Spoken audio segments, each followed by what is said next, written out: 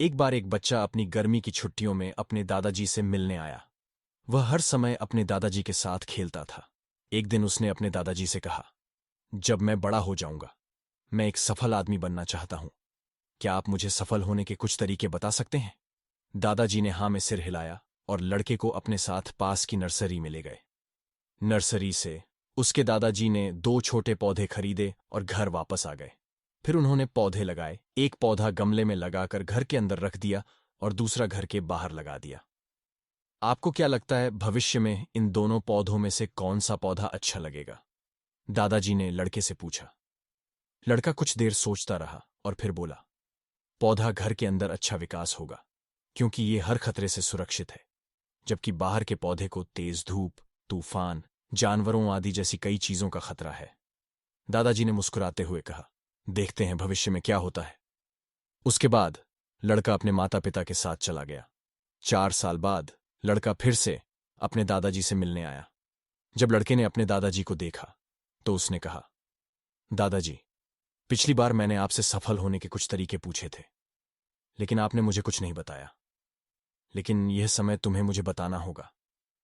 दादाजी मुस्कुराए और बोले, जरूर, लेकिन पहले उन पौधों पर एक नजर डालते हैं जो हमने कुछ साल पहले खरीदे थे।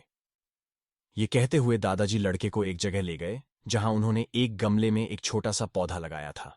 उन्होंने देखा कि पौधा एक पेड़ में बदल गया है। फिर वह लड़के को उस पौधे को देखने के लिए ले गए जो उन्होंने बाहर लगाया था। वहां उन्होंने देखा कि एक विशाल पेड़ खड़ा था। उसकी शाखाएं दूर दूर तक फैली हुई थीं, जिससे राहगीरों को छाया मिल रही थी। अब दादाजी ने लड़के की ओर देखा और पूछा, बताओ, कौन सा पौधा ज्यादा बड़ा हुआ? इतना बड़ा? दादाजी मुस्कुराए और बोले, हाँ, बाहर के पौधों को बहुत सी चीजों का सामना करना पड़ता है, लेकिन समस्याओं से निपटने के अपने फायदे भी होते हैं। बाहर के पौधों को अपनी जड़ों को जितना चाहें उतना फैलाने की आजादी थी। तूफान जैसी समस्याओं ने इसकी जड़ों को मजबूत बना दिया। आज यह इतना तेज है कि एक छोटा सा तूफान भी इसका कुछ नहीं बिगाड़ सकता। आप उतना विकसित नहीं हो पाएंगे जितना आप कर सकते हैं। यदि आप सभी खतरों के बावजूद इस दुनिया का सामना करने के लिए तैयार हैं, तो आपके लिए कोई भी लक्ष्य हासिल करना असंभव नहीं है। समस्याओं को कभी भी बाधाओं के रूप में न सोचें, बल्कि उन्हें सफलता की ओर कदम के रूप में सोचें। बॉय ने एक लंबी सांस ली और पेड़ की ओर देखा, और उसे अपने दादाजी की बात समझ में आ गई। जिन बाधाओं को हम जीवन में दुश्मन मानते हैं, वही बाधाएं हमें जीवन में मजबूत और अधिक सफल बनाती हैं। उसी तरह हमारा जीवन एक महान रोमांच से भरा हुआ है, उतार चढ़ाव के साथ। ऐसा प्रतीत हो सकता है कि बाधाएं हमारे रास्ते को रोक रही हैं, लेकिन सोचो, क्या ये बाधाएं हल होने की प्रतीक्षा कर रही पहेलियों की तरह हैं?